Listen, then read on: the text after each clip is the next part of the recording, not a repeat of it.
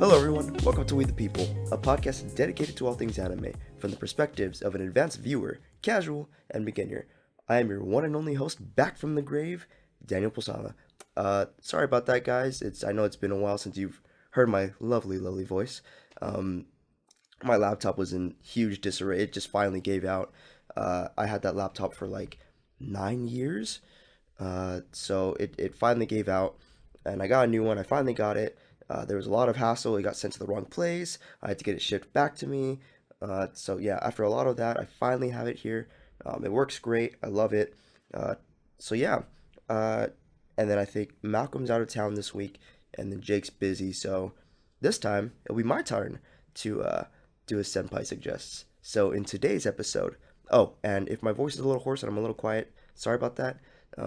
My voice is like kind of scratchy. I've been coughing, so please excuse that.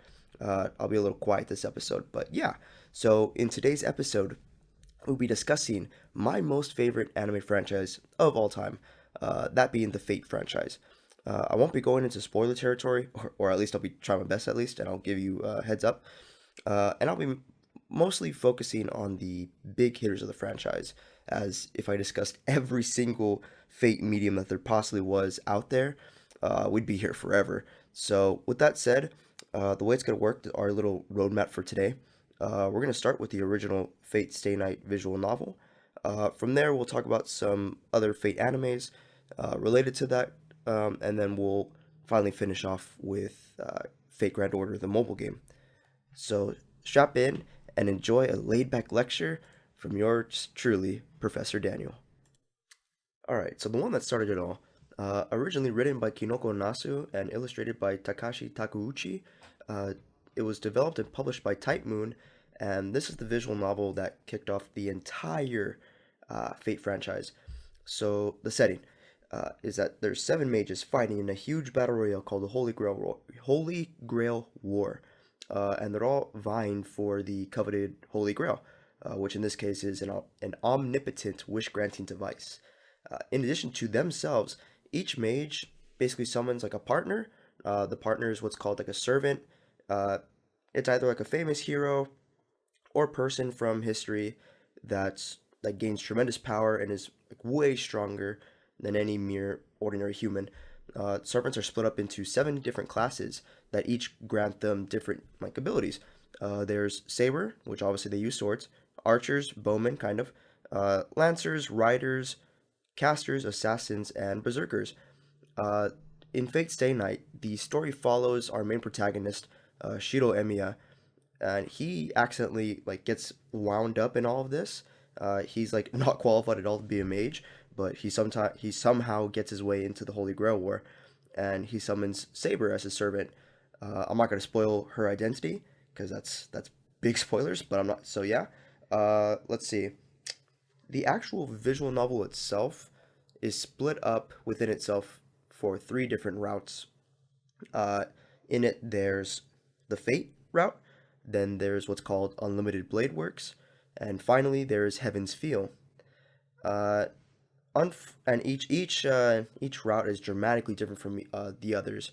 So each time you go into a new route, it's like you're playing a new version of the game. So there's not too much repeating. Unfortunately for the visual novel, there's never been an official release of the visual novel in English, but there are a lot of great fan translations out there that I may or may not have played.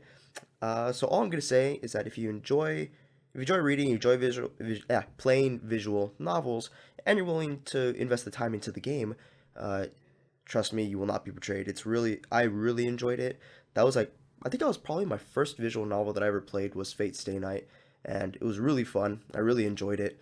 I recommend looking up the Rialta Nua, that is spelled Realta space Nua, Rialta Nua version. That's like the updated version of the visual novel. So yeah, give it a shot and message us with what you think. Continuing on from that, there's been anime that spawned directly from that visual novel.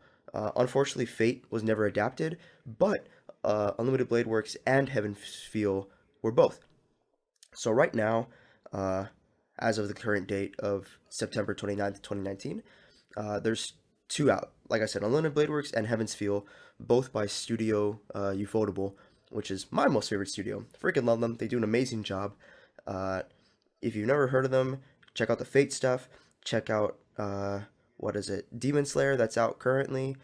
You could check out The Guardian of Sinners. I'll mention that later. But yeah, so they do a really great job, and I love their animation. And I definitely recommend these two shows. Because one of them, Unlimited Blade Works, is just an ordinary anime series, like it's 24 episodes or something like that. Heaven's Feel is actually split up into three different movies, and as of right now, there's only two out. But yeah, all in all, there's going to be three movies, and they're incredible. So far, the first two have been amazing, so I definitely recommend those. You may see, because there's actually other Fate anime based off of the same visual novel. They're by Studio Dean. Uh, one of them is called Fate Stay Night, and the other one is also called Unlimited Blade Works. Unfortunately, I do not recommend the Studio Dean versions as they're not well done, in my opinion. I think they try to do too much. So it's the game. I think it took me like 60 hours to play. So they try to slap all of that into what, like an 8 hour show. So yeah, it fell apart. It wasn't great, and neither was their Unlimited Blade Works, in my opinion. So yeah, definitely stick with the Ufotable versions, because those are really good, and I've watched them like 6 times each. Uh, but speaking of Ufotable, there's actually a precursor anime to the events in the original Fate Stay Night, and that is called Fate Zero. Fate Zero. So if we track back, there's actually been multiple Grail Wars up until this point. I'm not going to get too far into it, but just know that in Fate Stay Night, it is the fifth Holy Grail War, while in Fate Zero, it focuses on the events of the fourth. So this one doesn't focus on Shiro, but it focuses on his father, Kiritsugu Emiya, and the servant that he summons, which is also Saber. Uh, what? She got summoned twice? Yeah, so you'll learn about that later. But yeah, and the other classes are actually different servants. You may recognize someone else. So I would recommend, in my opinion, if you don't want to play the visual novel, even though I do recommend it, I do understand it's a big time commitment, that if you don't want to play it, then watch Fate Zero first, then jump over to Unlimited Blade Works, and then finally you could tackle the Heaven's Feel movies, because all three of those occur within the same, roughly the same timeline, so it should flow easier. And as you get more and more into the Fate franchise, you'll learn really quickly that timelines here are very wonky, very screwy. So yeah, try to keep it as simple as possible. That's probably the easiest we're gonna get. Moving on, our next big hitter that we're gonna talk about is Fate Apocrypha. So if you thought a seventh servant battle royale was like nutty, imagine a 7v7 servant smackdown, and that's basically Apocrypha. Like I mentioned before, this takes place in an alternate timeline to the original Fate Stay Night. So there's gonna be some things you recognize and some things you don't. So try to take it with a grain of salt and just enjoy it. Basically, the setting this time is that once again, it's a bunch of people fighting for the Holy Grail, and it's split up into two factions. You have the Igdomilenia, like family or group, versus the Magus Association. So each side is trying to prevent the other. Or I think, if I remember correctly, Igdomilenia is trying to use the Holy Grail for their end, while the Magus Association is trying to prevent that. So each side has seven servants of all the servant types that we mentioned. This anime is by Studio A1 Pictures, and it has one of my most favorite servants of the entire franchise. Uh, my favorite being Mordred. So she's Saber of Red. So that's super cool. Yeah, each servant has like a color associated. So there's two colors. There's black for Igdomilenia, and there's red for the Mage Association. So yeah, this one's also another 24 episoder, and it's definitely a great watch. I placed the Ufotable watches above um, this one, the Apocrypha one, but Apocrypha is really fun. I've watched it twice, and I've gotten to really think about it and like dissect it and stuff. I believe the original light novel is still ongoing, actually, even though the anime completely wrapped up. So take it as you will. I'm not 100% sure on that, but definitely if you like, I think the big strong point, the big selling point as to Apocrypha is its characters. There's so many characters that you're definitely gonna find one of them that like you really gel with and like you love watching them. Unfortunately, that's also one of the negatives to this show is that there's so many freaking characters that some of them don't get enough screen time, in my personal opinion. Fate Stay Night, on the other hand, I think solid characters, but the really like its real bread and butter is actually its like storytelling and its setting. So take them as you will. They're each strong in their own certain areas. But yeah, I definitely recommend so far the Unlimited Blade Works and Heaven's Feel, Fate Zero, and Fate Apocrypha. So definitely check those out. I believe the majority of those are on Netflix as of right now, as of current date, September 29th, 2019. If not, you could definitely check out Crunchyroll, because we're definitely going to go there for our next section. All right, so our final section is, man, this I could literally do an entire podcast episode on just Fate Grand Order, henceforth known as FGO. And I've plugged in so much time into this game. I've played it for over 2 years now. This is the North American version, by the way, because there's multiple versions of the game out. North America and Japan being some of the bigger, well-known, at least here in the West. But yeah, I played it for 2 years, ever since the North American version came out, and I still enjoy it to this day. I won't go too far in depth into the story and setting here, just because it gets crazy, and I don't want to spoil too much. But with that, let's dive in.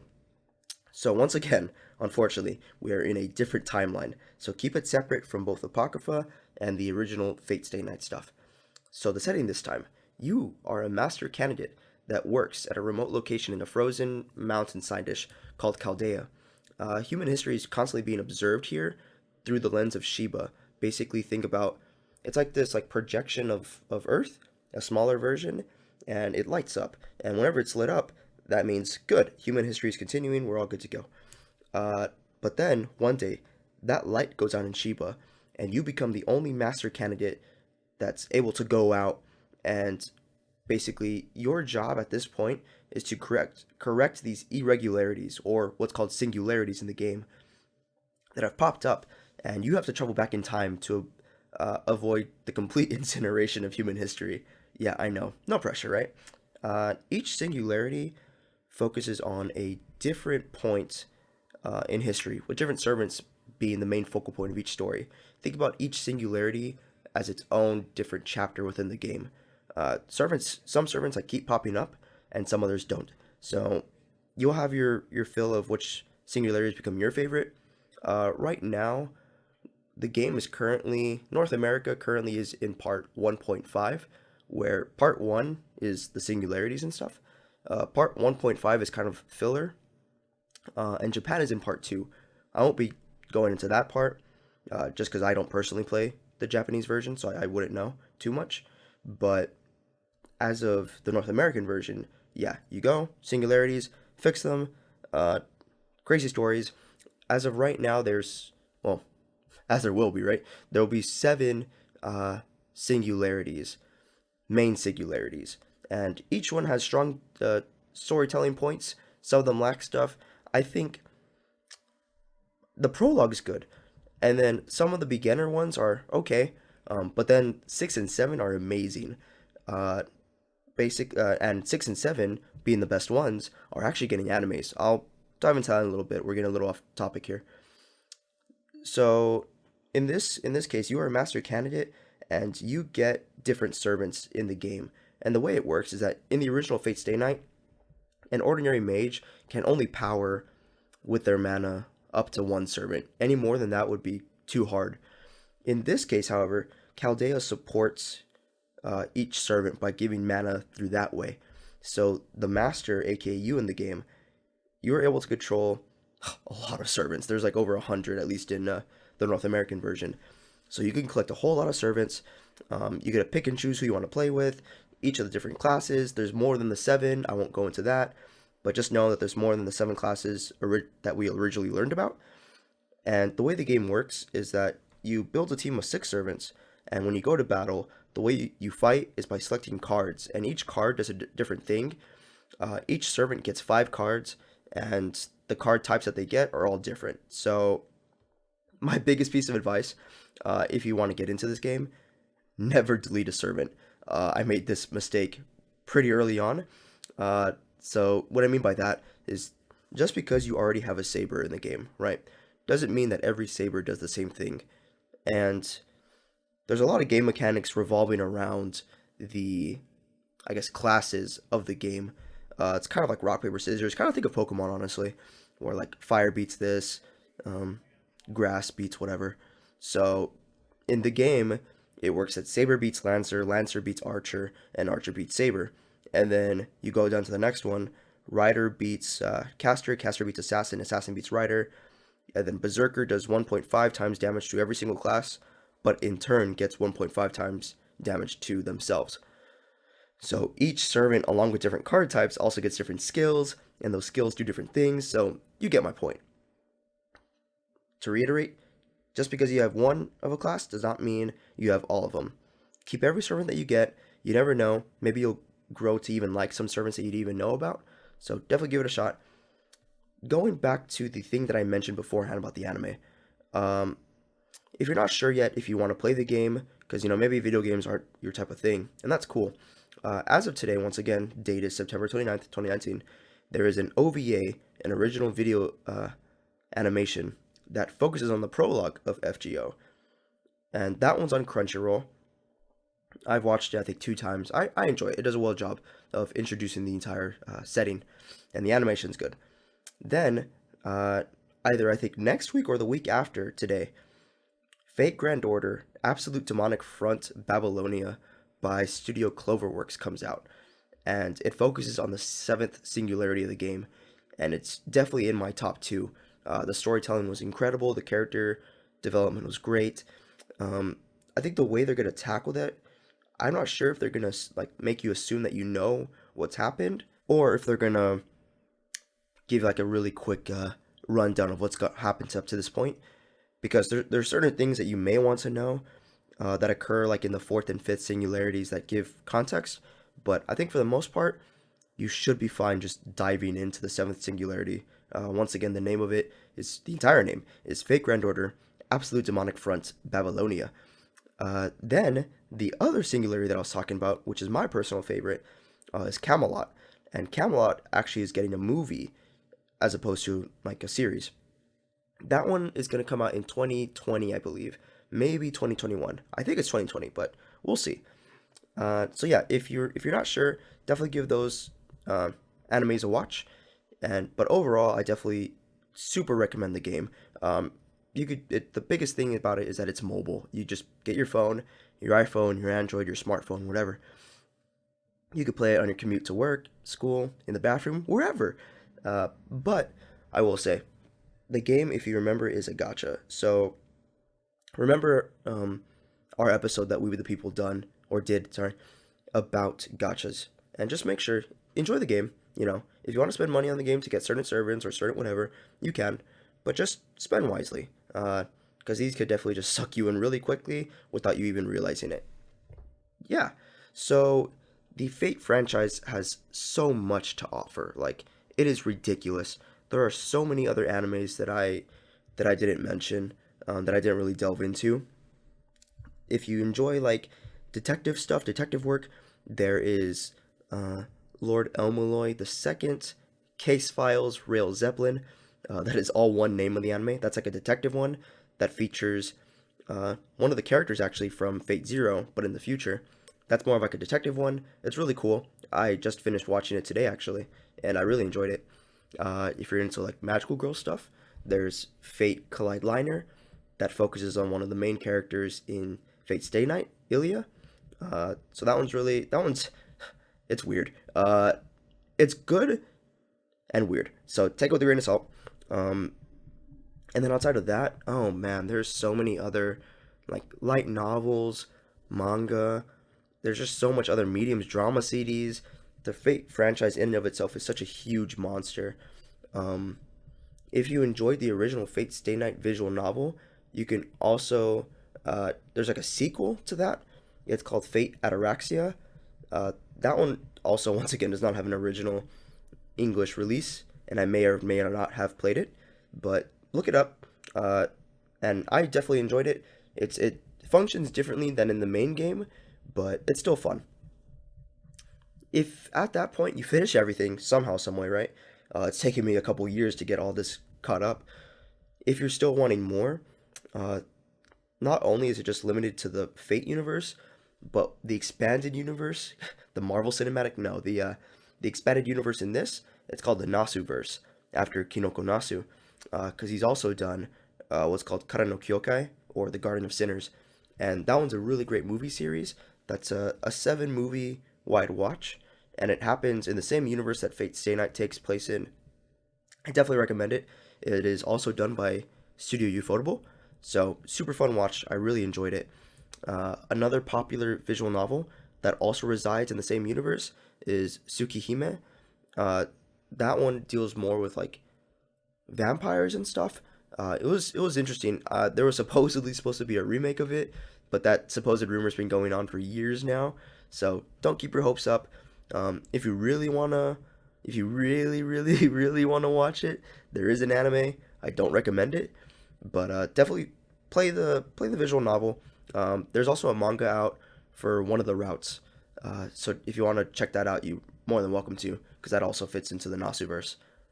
Jesus, there is so much to talk about. Yeah, my voice is hoarse. It's all scratchy. I'm tired of talking out. So yeah, give the Fate franchise a shot and let us know what y'all thought about them. I think that wraps up this episode. We would like to thank Joakim Karud for the use of his music in our podcast. The intro is Dreams and the outro is Lowrider. Links to his contract info will be in our show notes. If you enjoyed listening to us, please make sure to rate us on iTunes, Spotify, Google Play, or wherever you listen to podcasts. Check out our website, weebthepeople.com, and make sure to also follow our Twitter handle, at weeb_the_people for future updates. And finally, if you have any questions, either DM us on Twitter or email us at weebthepeoplepodcast@gmail.com. Thank you for listening. I am your hopeful to be master candidate also that summons Mordred, Daniel. Well, I'm Malcolm and I'm Jake. Yeah, I'm lonely. I'm sorry, guys. This has been Weeb the People, and have a great evening.